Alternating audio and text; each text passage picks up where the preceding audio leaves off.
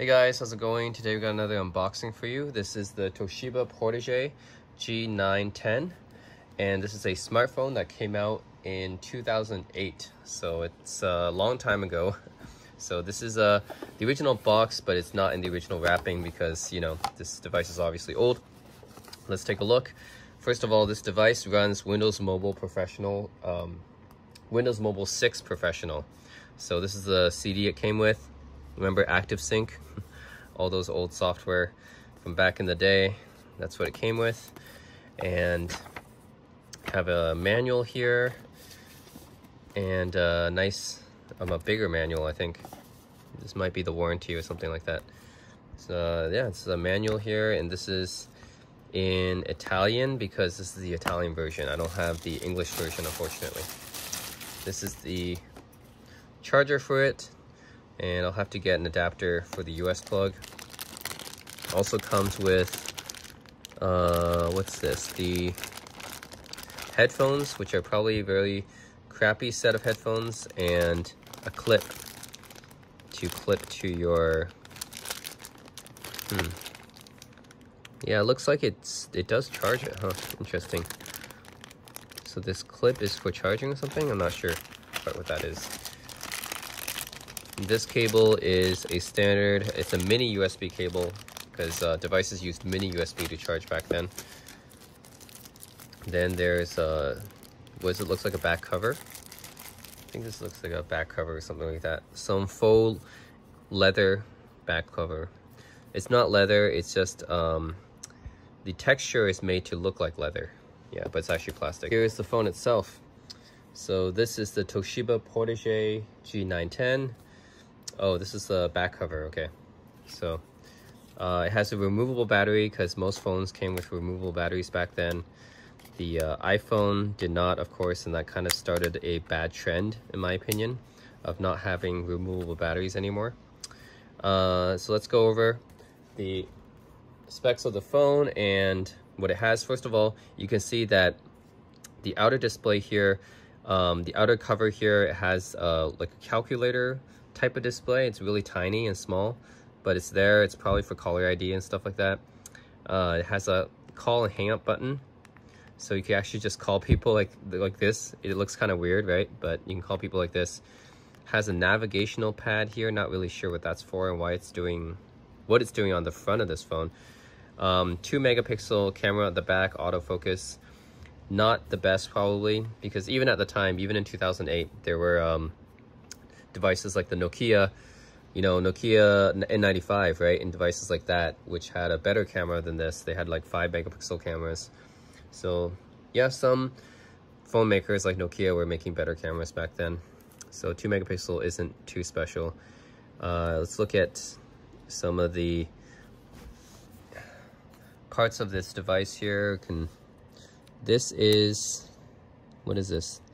This is the cover for charging. Yes, okay. So this is the mini USB port. Yes, not a micro, it's a mini USB connector. Lanyard, kind of slot. So you remember back in the day, people actually used to customize their phone with different cell phone charms. Remember that? So now these days, you don't see this kind of thing anymore, this kind of lanyard hole anymore. But back in the day, people used to carry different cell phone charms, and that's how they customized their phone, actually, is by using cell phone charms. And there would be a whole bunch of different types of cell phone charms made, like, you know, Hello Kitty or Digimon or Pokemon or whatever. You don't see that anymore. Instead, people have cell phone cases to kind of customize their phone. It's not quite the same as a cell phone charm, but it's kind of replaced cell phone charms. Then you have, I still don't know what this connector is. I was looking at this for a long time. I still don't know what this is, okay? So if anyone knows, please leave me a comment about it. I don't know what this connector is for, but it came with the phone. And then the volume up and down, has this whole back and the sides here has this leather texture. It's not authentic leather, obviously, but it has this leather texture, which is interesting. I wonder why they did it that way. Yeah, maybe they saw the success of the LG Prada, decided to copy that a little bit. Anyways, volume rockers here. This looks like a proprietary headphone jack. and it might be that. Is it? Oh no, it's a 3.5. It's not proprietary. Interesting. Okay, I don't know what this port is either. So if anyone knows in the comments, please let me know. I have no idea what this port is either. Okay, it's not for the headphone, because the headphone is a standard 3.5 millimeter. Where is the headphone port on here? That's interesting. Like, I would think this would be the headphone port, but it's not. It's a specialized connector. Oh, it is the headphone port. Okay, I see now. Oh, okay. I see what happened here. So I think what's going on is, okay, this is a special proprietary connector. So yes, this does use a proprietary headphone connector. You can't just use any 3.5 millimeter headphone on here. You have to use this connector to plug it in. So this connector plugs into that, and then this is also kind of an adapter. So this takes in a 3.5 millimeter jack, which goes in like this. So basically, this is a proprietary headphone port that needs a dongle to connect your regular headphones to it with using this 3.5 millimeter, right, connection. So that's really interesting. I wonder why they did that. Does it have an extra DAC in it? Like, why not just put a native 3.5 millimeter headphone port on here? Why use this proprietary dongle thing? That's really weird. So, okay. I guess, yes, it has to use a proprietary headphone connector to connect your regular headphones with. That's kind of a pain. Don't know why they did that. Okay, on the top here, you have a micro SD card slot right here. Yep. And then you have the power button. All right, and just like the Nokia communicator and my HTC Universal, we can open this up. And there's a secondary screen inside. It's 3 inches, 800 by 480. You can go over the specs as well. 128 megs of RAM. You can put up to 2 gig micro SD in here. It's a Qualcomm processor, 400 megahertz. So yeah, this is a really cool device. The form factor and everything is sort of unique. There were some other phones around the time that had this kind of form factor, but it wasn't super common. And anyways, the phones back then, like 10 years ago, they were a lot more innovative with their designs than phones now. It seems like every phone now just looks the same, as this is, you know, black candy bar style phone with a huge touch screen taking up, you know, pretty much the entire screen. There's no even physical buttons anymore. They removed every physical button. But, you know, 10 years ago, we had some really cool designs. So there are a few other phones with a similar type of style, with like a primary display or a secondary, anyways, 2 displays, right? One on the outer lid and then another one on the inside. And this style originally came from the Nokia communicator. So those were the first devices that kind of started this kind of trend. And you see a few other phones adopt it, right? Toshiba is one of them. I have my HTC Universal is another one. There's one that Asus made, which is called the M930, I believe. Yeah, I don't have that one, but Asus made one that's pretty similar to this style as well. And yeah, it's a pretty interesting style. See, the keyboard even has a camera shutter button on it. You can activate the camera from the keyboard. There's a, you know, Bluetooth here. Recording button, looks like, for taking video from the camera. I'm kind of surprised I could do that. Okay, that's cool. Anyways, let's start this one up actually. All right, I have a feeling that the battery is probably not going to last very long given the age of this device, but I'm going to start it up. Got an indicator light here, so let's the power button here. Let's see what happens when we boot it up. Pressed it right, here we go. TIM, I'm not sure what that TIM is supposed to mean. UMTS high speed. Yes, 10 years ago, this is 3G, by the way, so 3G was considered very high speed back in the day, which it was, right? Now we might think it's slow, but back in the day, it was considered high speed. Here's Windows Mobile. Windows Mobile 6 Professional is what this device runs, which is one version higher than my HTC Universal. let's do a comparison between that in a bit. Actually, I do have my Universal on hand as well. Like I said, this is in Italian, but you guys can see the interface of Windows Mobile. It's no stylus.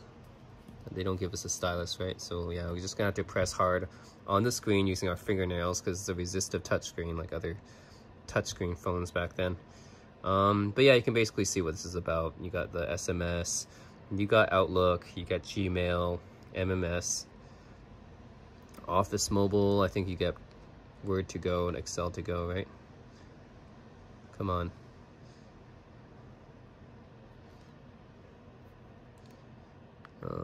Okay, Excel Mobile. Actually, I think what I can do here is I can use the directional buttons on the lid to navigate here. Or I can use the keypad here. Okay, it's not ideal, but I still wonder, like, who thought of this interface? How can I navigate? You know, this is such a weird way to navigate. You see, you have buttons on the lid to navigate something on the inside. It's so weird, right? Okay, I can use the keypad as well as, I know, Pocket Internet Explorer. You guys, you know I'm not going to use that. It really sucks. Yeah, there's OneNote Mobile, PowerPoint Mobile, and Word Mobile. Yep. Okay, so all this is pretty much what you've seen from Windows Mobile 6. I've already shown that on my HP iPack already. It's pretty much the same, except Windows Mobile, that was Windows Mobile Classic. I think Professional has the ability to also call people because this is a phone, so it can do that. There's an OK button. There's two sidebar buttons here, I guess. Ooh, backlit. Okay, backlit keyboard. There's two sidebar buttons here. They look like what they do is actually left and right click or something like that. Oh no, it activates these two bottom menu options here. Okay, that's what it does. Okay, so whatever app you go into, it seems like there's two bottom menu options, and these are activated with buttons down here on the keyboard, or you can click on them, obviously. Record. Does it start up the... Doesn't start up the camera. Oh no, this starts the camera, but doesn't do anything here. I guess there would be an option here to engage the camera, and I just haven't found it yet. Okay. Well, anyways, there's probably an option to engage the camera, and then this is to take pictures. This is to record video, is what I'm guessing. I'm not going to connect it to Wi-Fi. Call people. Yep. Okay, this is how you called people back in the day, using this really primitive interface compared to today's smartphones. SMS. If I wanted to send some, oh my god, okay. This is how you send an SMS. Oh my god. Yep. This is what you had for smartphones back in the day to send text messages. Hey, alright. A text here. Keyboard's not so bad, it's very tactile, but it just looks so primitive, right? It looks like an email, right? It looks like you were writing an email, but it's actually just a text message. And yeah, so that's Windows Mobile Professional 6.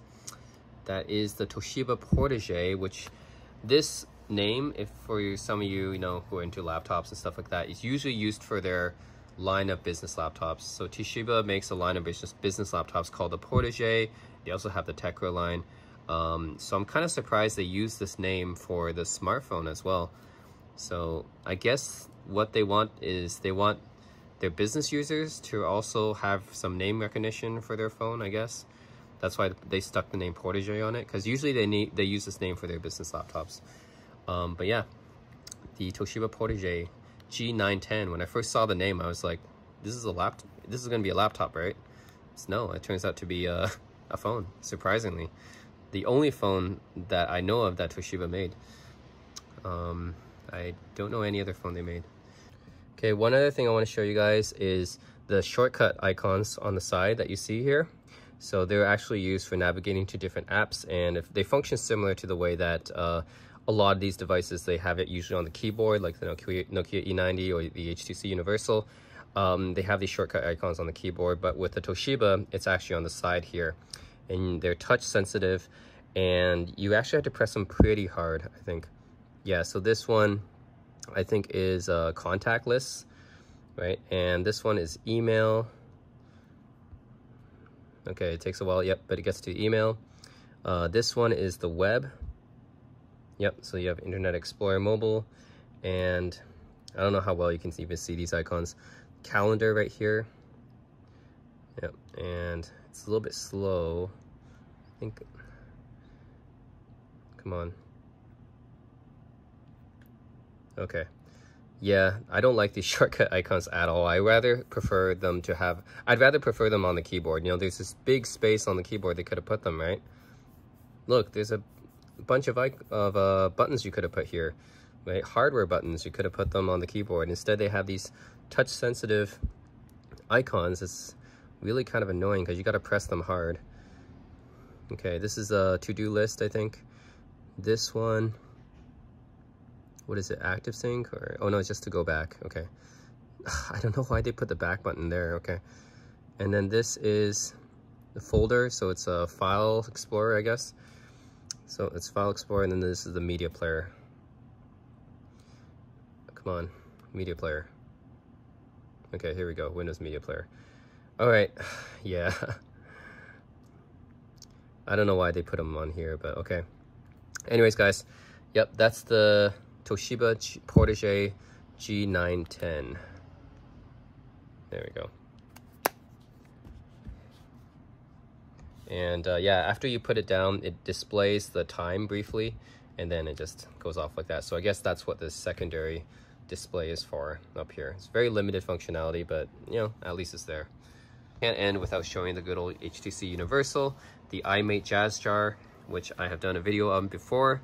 Just for comparison, this one does run Windows Mobile 5, and where's my stylus? This one does come with a stylus. There we go. So this one is more like, to me, the Universal or iMate Jazz Jar. This one is substantially bigger than these ones. So it's not just a phone. I mean, it does do phone stuff. You can obviously tell, like, there's call and decline buttons here. So it can do phone stuff, but it looks to me more like a kind of PDA type of device here, like similar to an iPad. That's what this phone is to me. Let's see. So comparison, right, to the Toshiba Protege, the HTC Universal is bigger, you know, it's much bigger, so it makes it less of a phone type of device, more like a PDA type of device to me. These three look like phones, but this one, yeah, it looks more like a PDA palm top type of device here. But you can use it to call people, which is really cool as well, right? So it's got a nice red backlit keyboard here. Yep. And this navigation here. Of course, another unique thing about the Jazz Jar is you can flip it around, and now it kind of is just like a Dell Axim or a HP iPad now. You just do everything from here. I'm a businessman, I'm a professional. That's why I carry a phone around like this. It's a massive phone.